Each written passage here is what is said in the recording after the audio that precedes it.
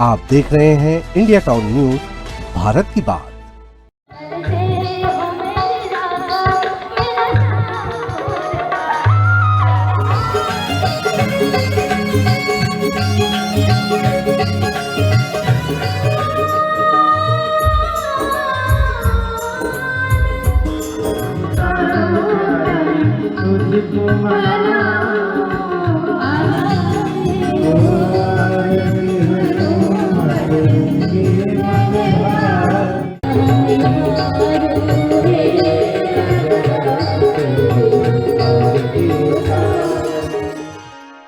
नमस्कार, आप देख रहे हैं इंडिया टाउन न्यूज और मैं हूं आपके साथ आस्था सिंह।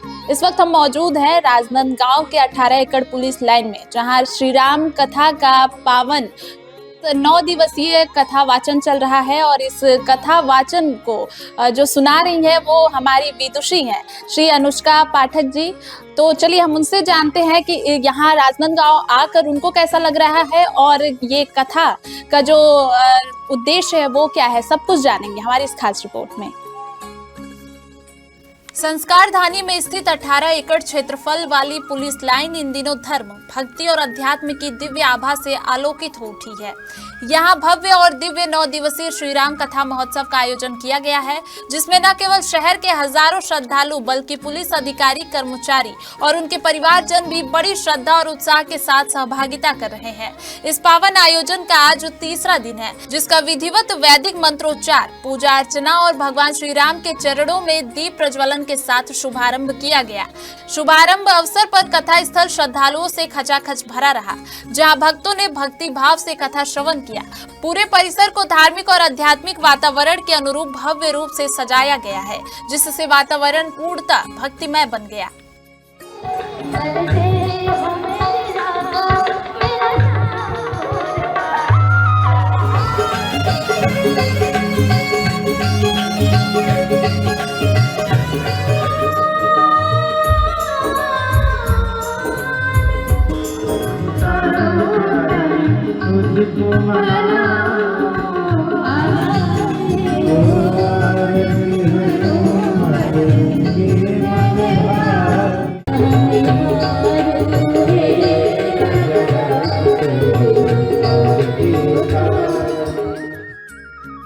इस श्री राम कथा की सबसे बड़ी विशेष आकर्षण बनी मात्र 10 वर्षीय बाल विदुषी अनुष्का पाठक। उत्तर प्रदेश के गोरखपुर की निवासी अनुष्का पाठक ने अपनी विलक्षण प्रतिभा, मधुर वाणी और गहन आध्यात्मिक ज्ञान से सभी श्रद्धालुओं को मंत्रमुग्ध कर दिया।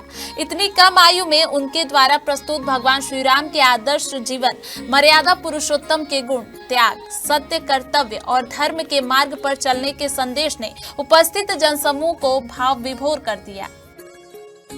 तो इस वक्त हमारे साथ मौजूद है श्री अनुष्का पाठक जी। चलिए उनसे जानते हैं श्री राम कथा, 9 दिवसीय श्री राम कथा के बारे में सारी जानकारियां।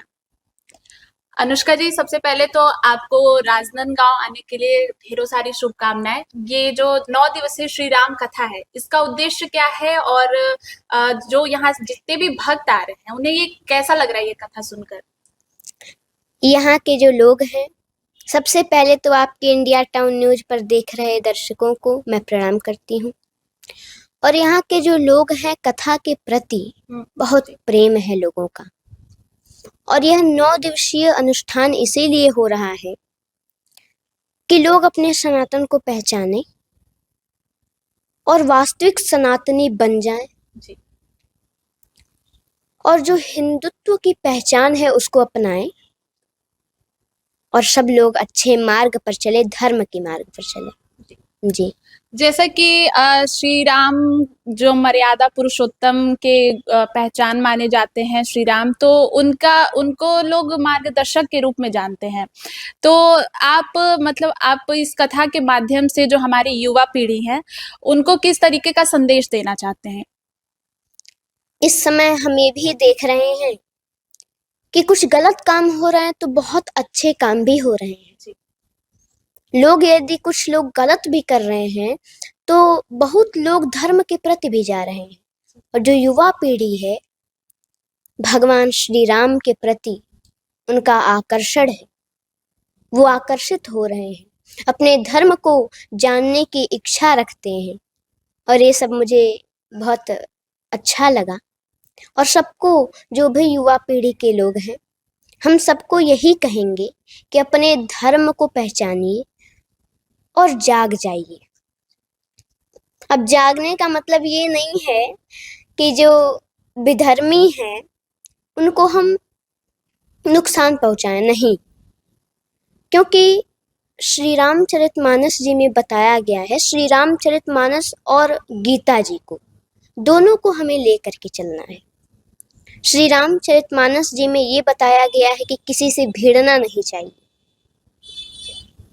और श्रीमद् भागवत गीता में बताया गया है यदि कोई हमसे लड़ता है तो उसको छोड़ना भी नहीं चाहिए। तो यदि हम इन दोनों बातों को लेकर के चलें तो अवश्य देश का उत्थान होगा, सनातन का विकास होगा। जी, जैसा कि अनुष्का जी, ये मेरा खुद का भी सवाल है कि आपको हाल ही में राष्ट्रपति से बाल पुरस्कार भी प्राप्त हो चुका है, तो आपको ये मतलब इतनी आपकी उम्र काफी कम है अभी, तो आपको ये प्रेरणा कहाँ से मिलता है? आप किस तरीके से पाठ करती हैं? ये काफी मतलब आकर्षण का केंद्र है आपके लिए, तो ये आपको प्रेरणा कहाँ से मिलता है? अब ये जो हम कथा कह रहे हैं, जी। इसकी प्रेरणा हमें हमारे पिताजी से मिली। जी। वो कथा कह रहे थे रामकोला शहर में हमारे इधर। जी। तो वहीं हम कथा सुनने के लिए गए और कथा सुने, और जो भी सुने हमको याद हो गया, और अगले दिन जाके वहाँ सब कुछ कह दिए। लोगों का आशीर्वाद मिला, भगवान की कृपा हुई, तभी से हम कथा कहते हैं, और उन्हीं से हमें प्रेरणा मिली। कथा के दौरान अनुष्का पाठक ने सरल, भावपूर्ण और प्रभावशाली शैली में श्री राम के जीवन प्रसंगों का वर्णन किया, जिसे सुनकर श्रद्धालु भावनाओं में डूबते नजर आए। प्रतिदिन कथा स्थल पर बड़ी संख्या में श्रद्धालुओं की उपस्थिति देखी जा रही है। भजन, कीर्तन, राम नाम के जयघोष और भक्तों की श्रद्धा से पूरा पुलिस लाइन परिसर राममय हो उठा है। आजकल भक्ति के अनेकों रूप हैं, सब अपने अपने अनुसार भक्ति सेवा करते हैं भगवान के प्रति, लेकिन आजकल ये भी देखा जा रहा है कि कई लोग भक्ति करने के चक्कर में या भक्ति करने के उद्देश्य से अपने घर को छोड़ देते हैं, अपने परिवार को छोड़ देते हैं। तो अनुष्का जी से हम जानेंगे कि उनके हिसाब से भक्ति कैसी होनी चाहिए। नहीं, ये भक्ति नहीं है कि हम घर छोड़ करके चले जाएं। अब जो संत लोग हैं, साधु संत विवाह नहीं किए हैं, भक्ति कर रहे हैं, भगवान में लगे हुए हैं, वो तो परम पूजनीय और आदरणीय है। लेकिन जो गृहस्थ आश्रम में हैं, उन्हें अब इसको देखना भी है कि कब हमें क्या करना चाहिए। क्योंकि जब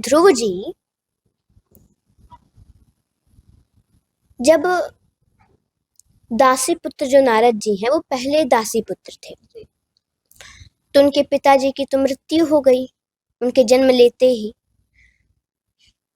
लेकिन जब वो लेकर के रह रही थी संतों के पास, उनकी माता जी, तो एक बार बहुत से संत आए, और जब छोड़ के जाने लगे तो नारद जी दासी पुत्र, उन्होंने कहा कि हम भी चलेंगे आपके साथ, हमें अब यहाँ रहने का मन नहीं है।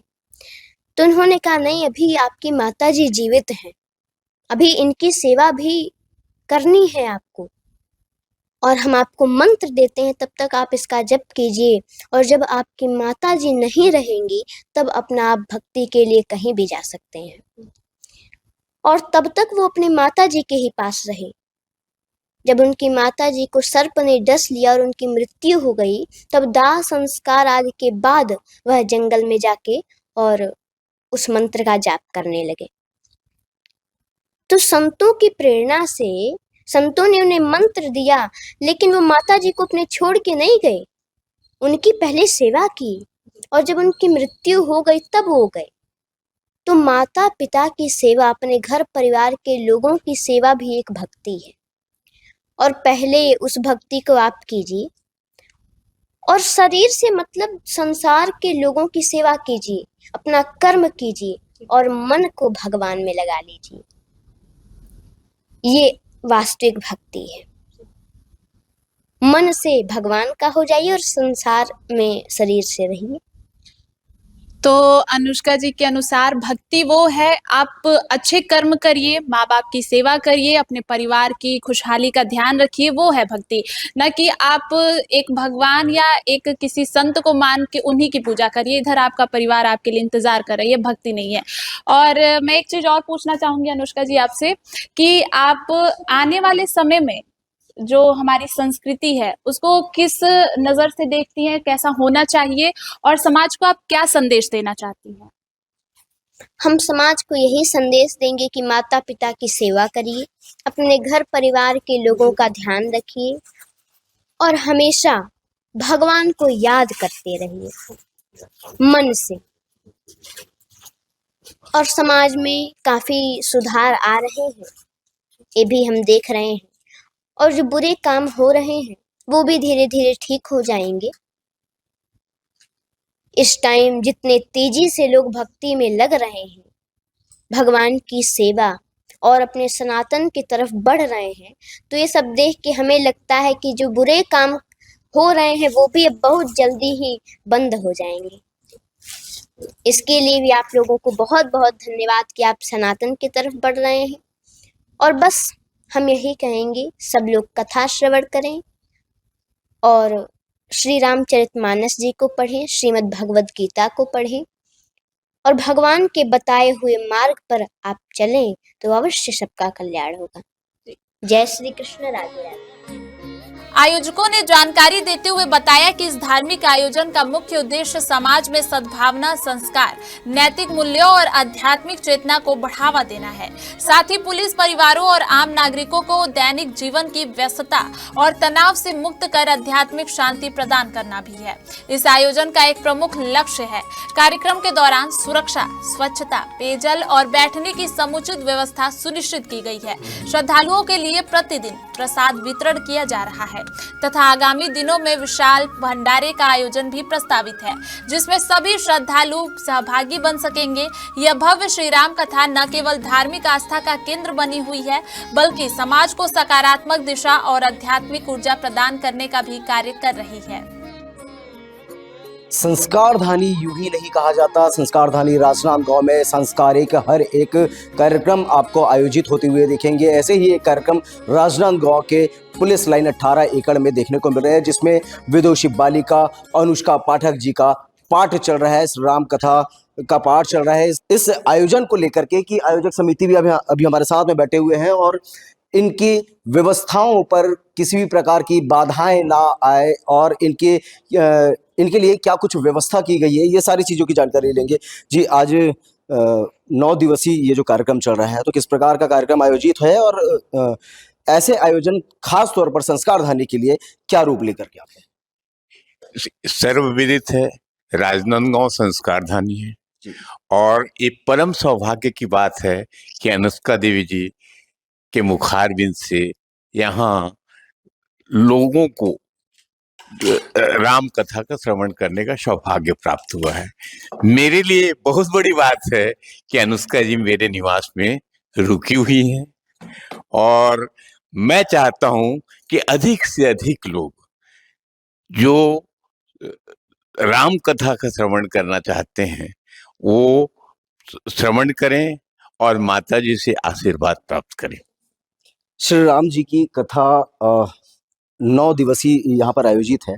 इस कथा को लेकर के संस्कारधानी में क्या कुछ बदलाव देखना चाहते हैं और ये कथा का आप लोगों के द्वारा जो आयोजन करवा रहे हैं, इसका उद्देश्य? पहले तो जय श्री राम आप सभी को। और राजनांदगांव के निवासियों से मेरा निवेदन है कि राम कथा सुनने का, रसपान करने का जरूर आइए, सपरिवार आइए और आसपास के लोगों को भी लेके आइए, क्योंकि यह कथा हमें बड़ी मुश्किल से मिली है। बहुत प्रयास किया तब यह देवी जी यहाँ पे आ पाई हैं। अथक प्रयास, और इसमें महिला समूह का ज़्यादा हाथ है। तो वो सारे लोगों को मैं बधाई भी दूंगा यहाँ पर माता जी को लाने के लिए। और अनुष्का जी का भी बहुत बहुत धन्यवाद कि वे हमारे यहाँ पर हमें राम जी का रामचरितमानस का रसपान कराने के लिए यहाँ पर उपस्थित हुए। इसके लिए बहुत बहुत धन्यवाद।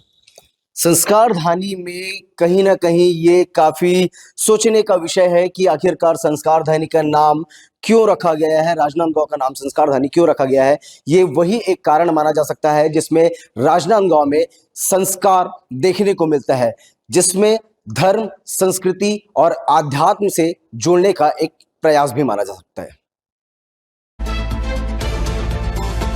आप देख रहे हैं इंडिया टाउन न्यूज, भारत की बात।